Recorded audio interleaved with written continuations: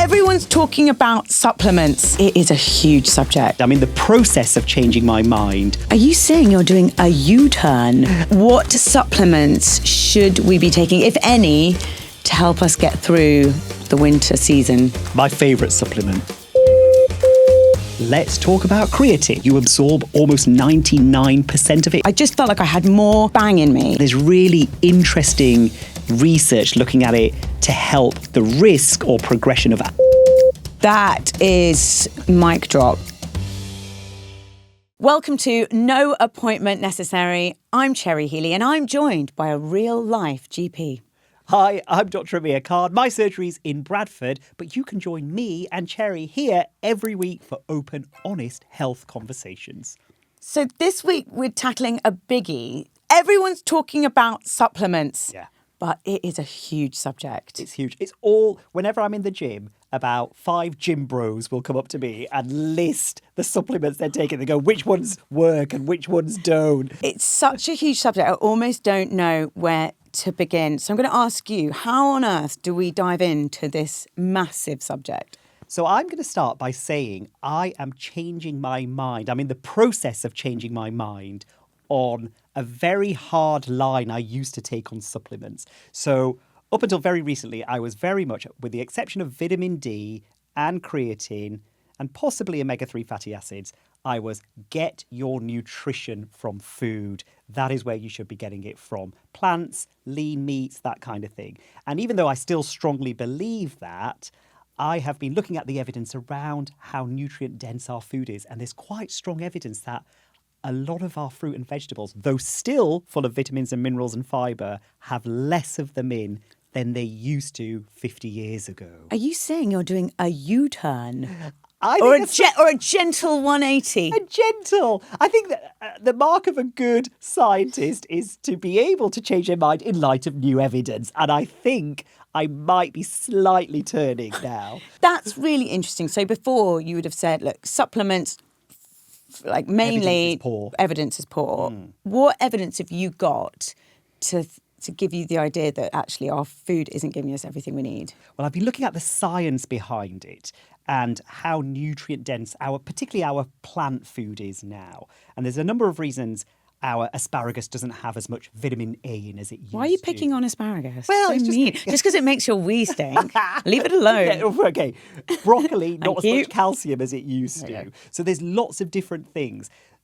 The reasons behind it are multiple, and I think it's really important for people to know this. So with more carbon dioxide in the air atmosphere, plants breathe in carbon dioxide. So when there's lots of it around, they grow quicker. But actually, as they're growing that much quicker, their nutrient uptake doesn't match their rate of growth. So you can have the same mass of vegetables, but it won't have as many nutrients in it. So it's bigger, but it's not necessarily better. It's not necessarily better. Also, climate change puts stress on plants, so they don't take up as many nutrients as they do.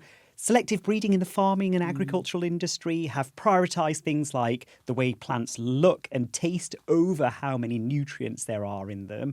And also the way agriculture is now with monocropping, fertiliser use, the soil doesn't retain as many nutrients as it once did. So now, whereas before I was like, eat plants, get your vitamins and minerals. I'm like, yes, you can eat plants and definitely get your vitamins and minerals, but perhaps as an insurance policy, take a supplement. That's where I am at right now. But we don't have strong evidence for the supplements yet, but it might be because a lot of the data was done when plants were more nutritious. And maybe as time goes on, we'll get better evidence. So I love a supplement. Okay. I'm a real supplement girl. Can I just say, you sent me a picture of all the supplements that you take, and I thought it was like, one of my elderly patients' docket boxes. When they're like, doctor, I'm not quite sure why I'm taking these tablets. It was like that. Do you take them because you feel you need them, or do you think your diet isn't good enough? Have you been told you need them? There's a couple that I take that I swear by. So, as you know, I get constant UTIs, which means I'm always on antibiotics, which strips your gut of all its goodies. So I take a gut supplement, which has really helped with my digestion and has made me feel great. I take a multivitamin liquid because it's really delicious and someone gave it to me and I really love it. That's got a lot of vitamin D in it, which I believe is good. Love it. And then, yeah, I mean, I just love anything that's like, we're going to make you feel better. I'm like, put it in my face. So can we talk about creatine? Let's talk about creatine. There's a lot to say about creatine. What is creatine? So creatine is a compound our body will naturally make from protein that we eat. It's made of 3 amino acids. So amino acids are the building blocks of protein, and it puts 3 of them together, and that is what makes creatine. Now, the job of creatine is to give you quick release energy. So all our cells need energy to do whatever job that they're doing. So our muscles that are pumping, they need energy, and they get energy from something called adenosine triphosphate, ATP. It's made up of 3 parts, but the main part is the phosphate part, and they're on like coiled springs on this energy molecule. And when you need energy, those springs release and give you really quick energy. But as they do that, they lose that phosphate. And what creatine does is replace that phosphate for you, so you have more of that quick release energy for your muscles.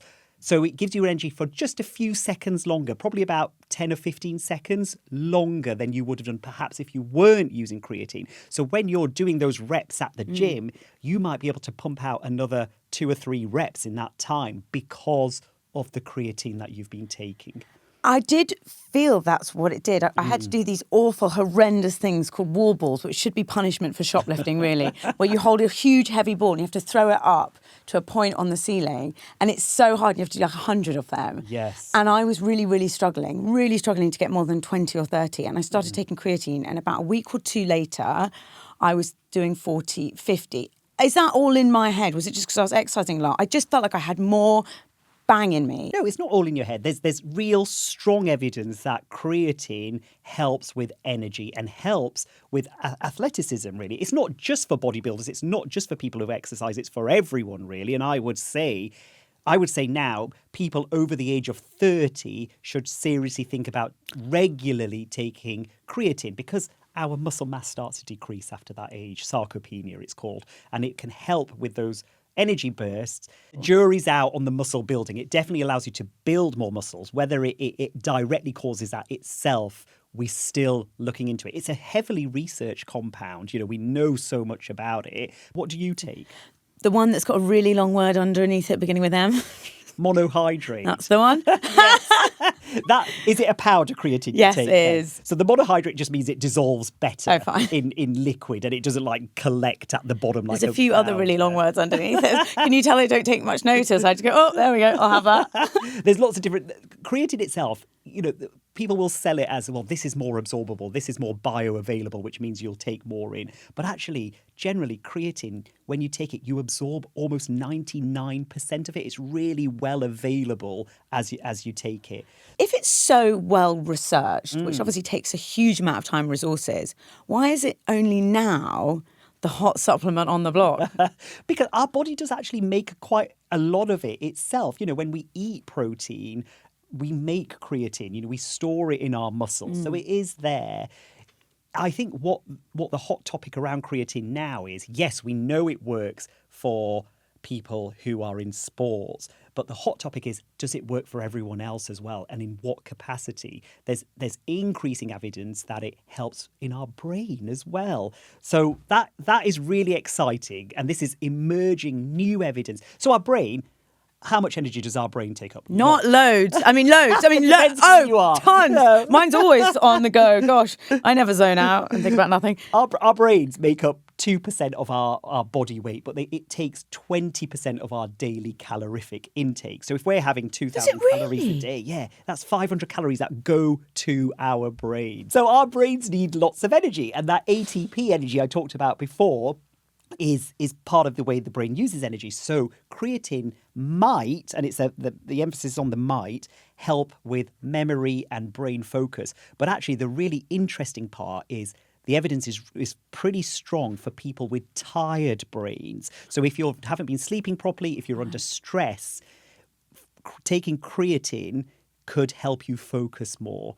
And then you think about, well, who does that involve? So yes, people with sleeping disorders, but maybe tired new mums as well. God, everyone on the planet. Yeah, everyone on the planet. Well, how does it affect you if your hormones are changing, if you're perimenopausal or menopausal? Yeah. So as you go through the perimenopause and menopause, as estrogen levels drop, your muscle mass decreases as well. So it can help with, again, the energy, but also the if you are trying to put muscle back on after the menopause, it's a really good supplement to take. I'm actually really strongly in favour of people taking creatine. I take it every morning. Do you really? Yes. Is that one of the few things you One of take? my big 3 that I take. What yes. do you take? I take vitamin D, I take creatine, and I take omega-3 fatty acids. And that's it? That is it. Yes.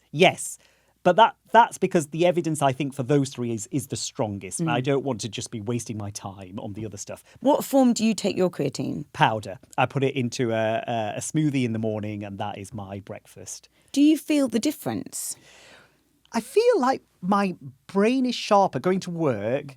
I'm probably not as tired as I used to be. And I do think my focus, when I get into work, before I couldn't focus without a coffee and a bit of time and a chat and a gossip with my pals. And now I feel like I can probably file my blood results and do my hospital letters without all of that. And I wonder whether that is because of the creatine. And I have got a tired brain, because, like lots of people, we work long hours Right. and it's hard. So I feel like the creatine is helping with my focus. But I've got to caveat that with, we need stronger evidence before we can definitely say yes. But for tired brains, it's looking good. Why do we lose our muscle when we get older? And how does creatine help with that? There's a number of reasons we lose our muscle. Hormonal changes around the menopause, estrogen drops that can cause, and testosterone drops that can cause muscle mass. Why? Why does that cause muscle Well, loss? both of those things increase muscle cell production. So as they drop, muscle cell production and size starts to drop away. And it's the same with bone health as well. Estrogen promotes the production of new bone cells, but as it drops, the production rate drops, and the more kind of the way the bone is kind of aging speeds up. So the production doesn't keep up with the loss of bone.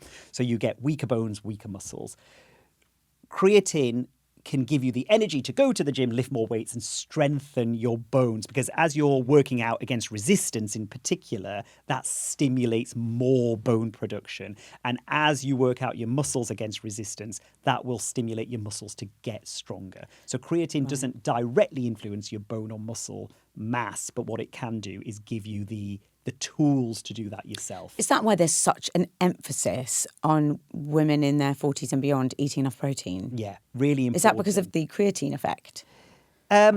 It's more because they're losing that muscle mass. Men lose it as well, but women lose it probably at a slightly higher rate. And remember, women haven't got as much muscle in general terms, not every woman, but as men do. So actually creatine might be more important for women than it is for men as they get older.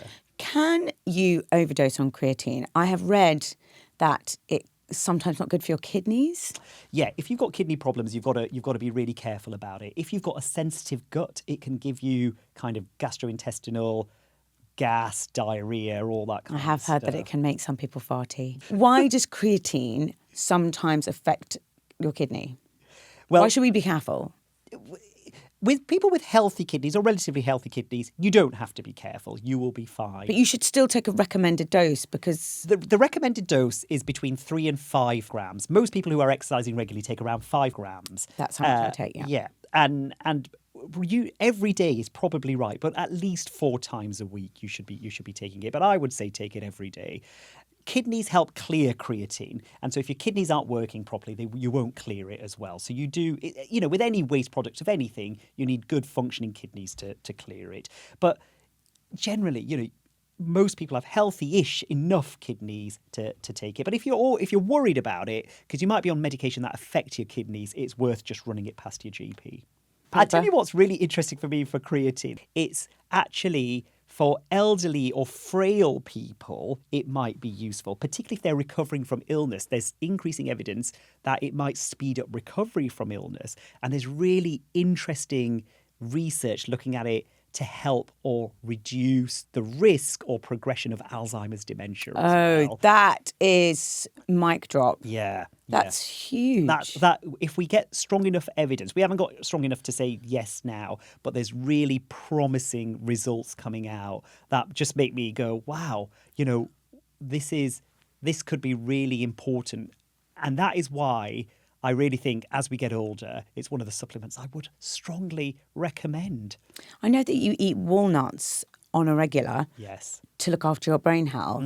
So eating walnuts and taking creatine, that's good for your brain. It's good for your brain. So the reason I take the walnuts is the plant version of omega-3 fatty acids in there. Now, omega-3 fatty acids are what we call polyunsaturated fats. They're an essential fat that we need. We can't make omega-3 fatty acids ourselves. We need to get it from diet. Now, because I don't eat meat, I don't eat fish, I get it from plants. But actually, to be fair, the omega-3 fatty acids in fish are actually better than the ones in plants. Your body can absorb them better, they use better. They're the version our body wants, really. Right. And the ones in plants are a slightly different version. Our body has to convert them over to the same ones that are found in fish. Yeah. And only about 10% convert over. So I have to eat a lot of walnuts. But for ethical reasons, I'm not eating fish. But if you do eat fish, it is really good for you. Oily fish, that is. It is much easier to take a handful of walnuts in your pocket rather than a salmon fillet. Yeah. So there's also the convenience of it. And nobody wants to be at work when someone's heating up fish in the microwave. There's always one. There's always You one. know Susan has bought a salmon pasta bake. And you're looking at her going, I can see you and you can see me, and I know you're about to stink us all out with your salmon bake. Not even the room. Like, it wafts down the corridor. Don't do it. Yeah. Come on, Susan.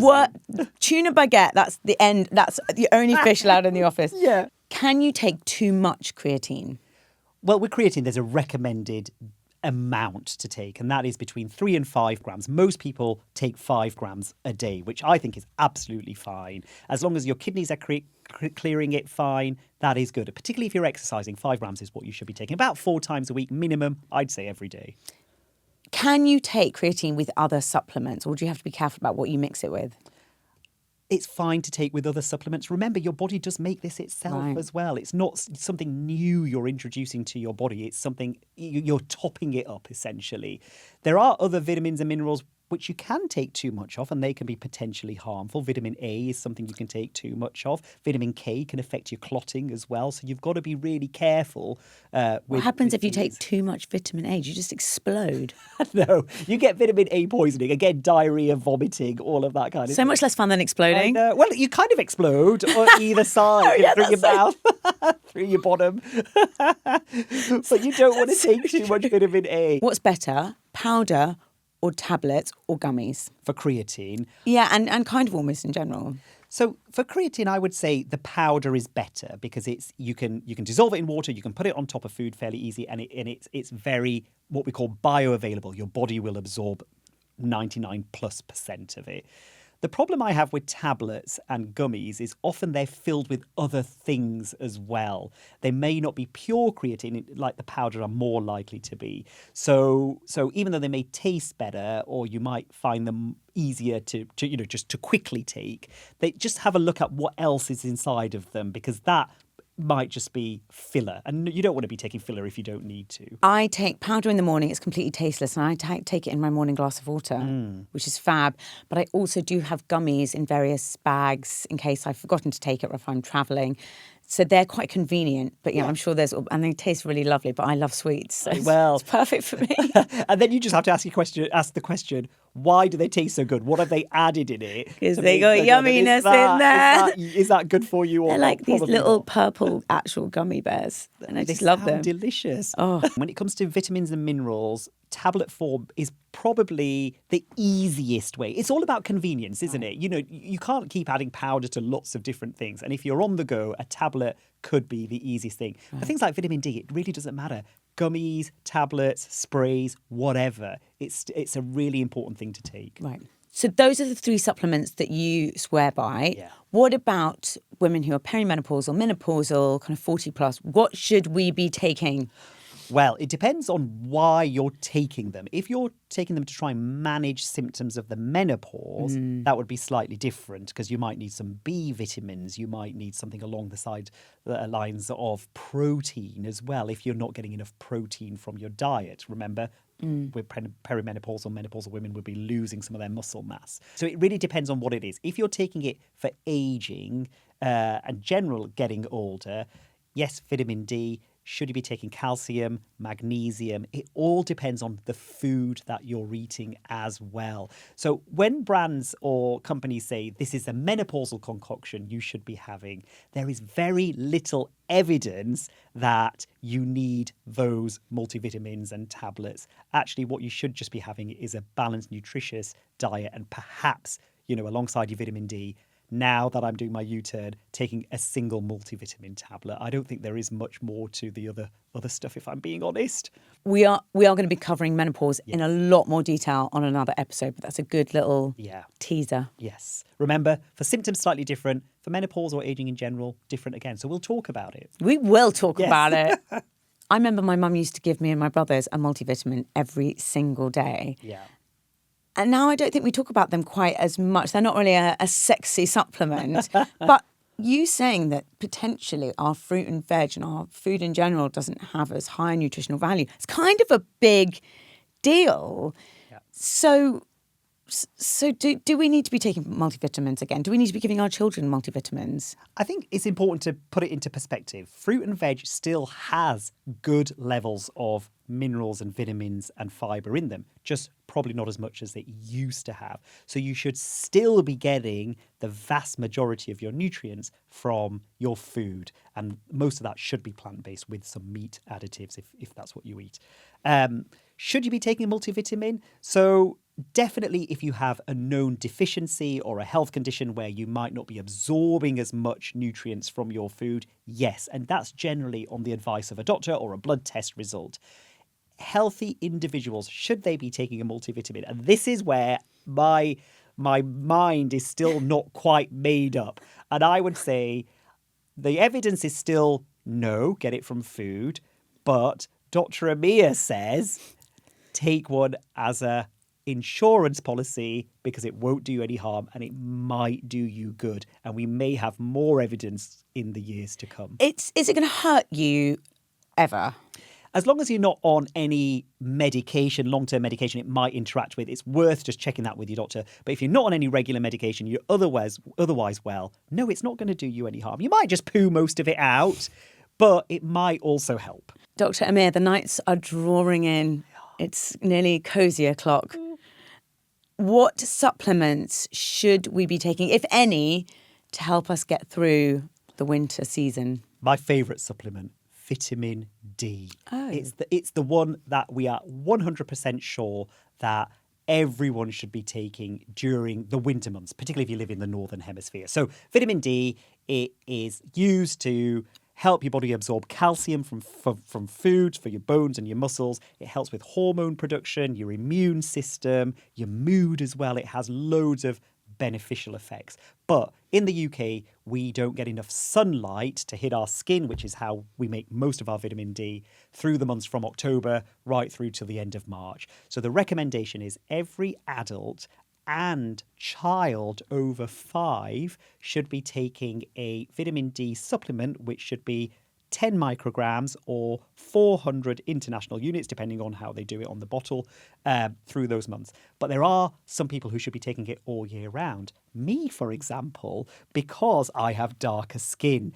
And so my skin reflects sunlight a little bit more and I don't make as much vitamin D. If you cover up, perhaps culturally with clothing, you should be taking vitamin D all year round if you're over 65. And this is the one that surprises most people.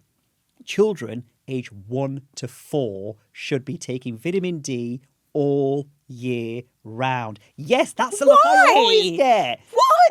What? Because they're not often out as much. They're often inside. Yeah, they're so lazy, those toddlers. God. And also, it's mainly the diet. So, like, we get some vitamin D in diet, oily fish, egg yolks, all of that kind of stuff.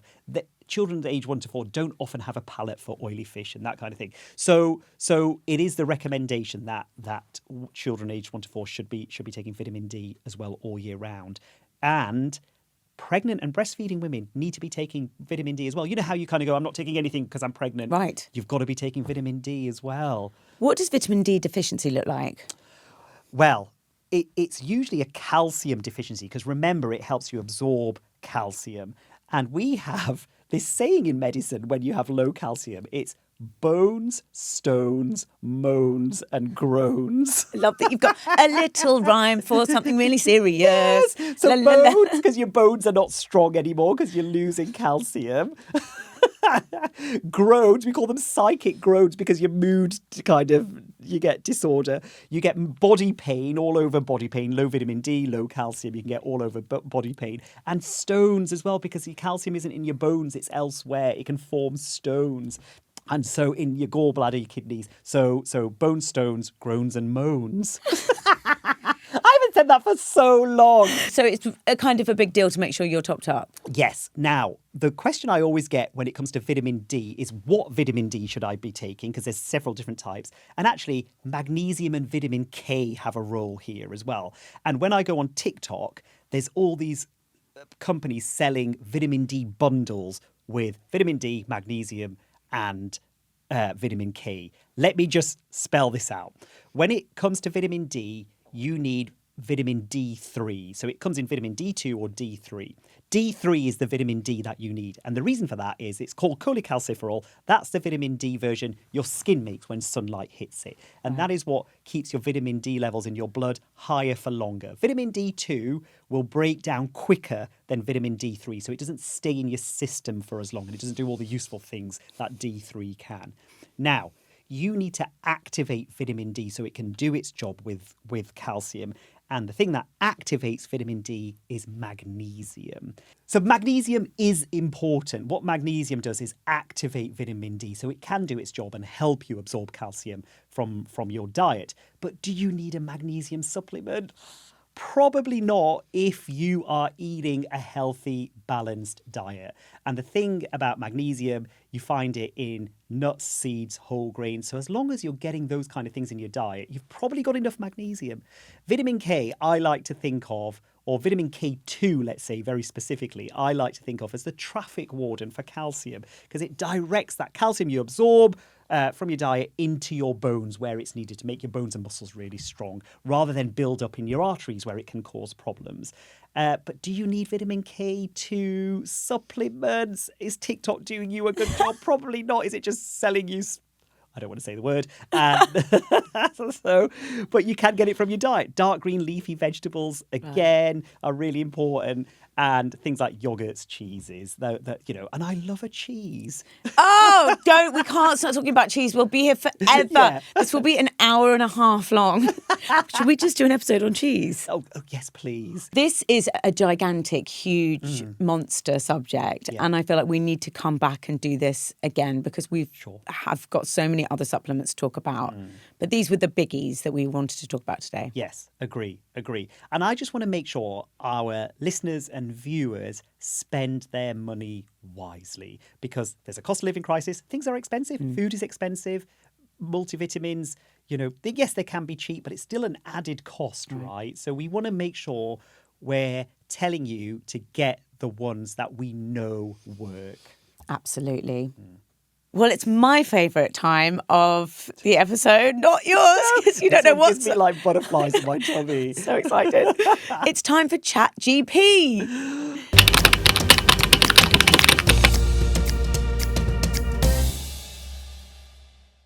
Suzanne says, I try to support my crappy immune system with various supplements just in case my diet isn't providing the levels I need. I take 1,000 milligrams of vitamin C with zinc, but no matter what form I take it in, I get instant indigestion. How can I avoid this without chomping antacids every morning? How annoying. She's trying to do the right thing. Yeah. She's getting tummy aches. So what I would say about indigestion, first of all, is if you've got new, unexplained indigestion. So it's new, you've not had it before, and you're 55 or over, you must go to the doctor and get that checked out, because that might not be simple acid. It could be something more serious, like a stomach or a esophageal cancer. So anyone who comes into me with that age, I would always investigate. We also need to think about whether she could have a very common bacteria in her stomach called Helicobacter pylori. About 10% of the UK have this bug, and it makes you produce more acid. And we test for it in your poo, and if it's positive, we'll give you a course of antibiotics. You guys love testing poo.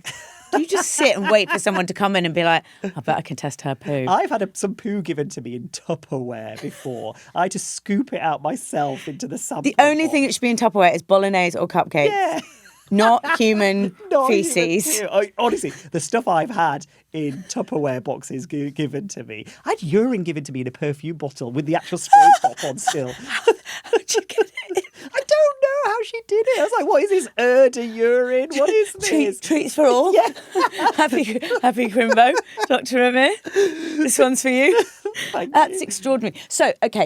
So Suzanne should get that checked out, because it could be this bacteria. Or she hasn't been tested for Helicobacter pylori. If she's taking those supplements, take them after food. That might help with acid production as well. What I would say about those supplements, and I know we're going to come on to supplements in a bit more detail, there is evidence that zinc can reduce the length of a cold. So if she's getting lots of colds, that could help.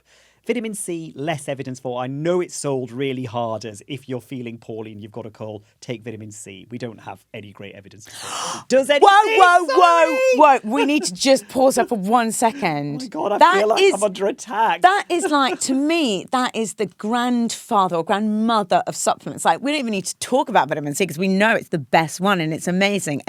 What are you saying? We don't have the evidence to say it reduces the number of colds or the intensity of a cold. What about all those adverts in the 80s? Were you saying they weren't medically backed? Vitamin C is a good antioxidant in that it will, help with damaged DNA and damaged cells around your body. Whether it helps with a cold, a cough, no. Zinc, stronger evidence for the length of a cold. It could reduce your length of a cold by about a day. So zinc is the one. Where can you get zinc if you don't want to take supplements?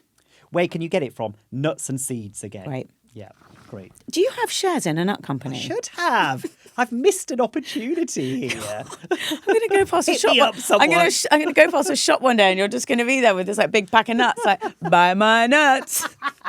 I think I might get arrested if I say Absolutely. Right. Catherine says, I know nothing about glucosamine, but people keep talking about it. What is it? Should I be taking it? So glucosamine is something that helps make cartilage in our joints.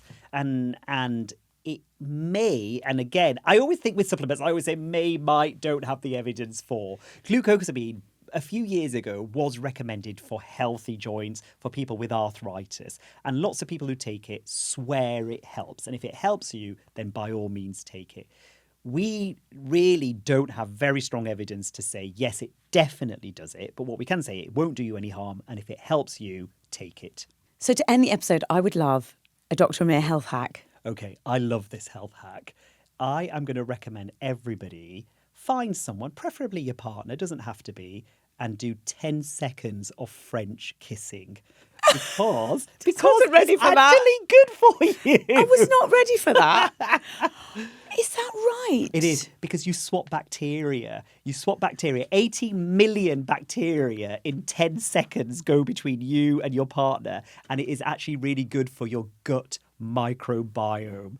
And what we found is people who live together and snog together have very similar gut microbiome and a very diverse gut microbiome. Forget that supplement you're taking. Oh my God, I love snogging. Yes. Like, I would rather snog than eat a baguette, and I love a baguette.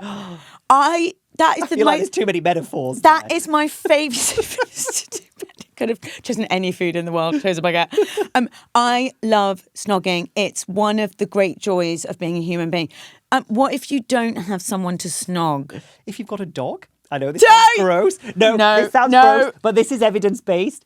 Actually, having a dog is really good for your gut microbiome. They bring in bacteria. And I know I'm not a fan of dogs licking faces, but I know people are.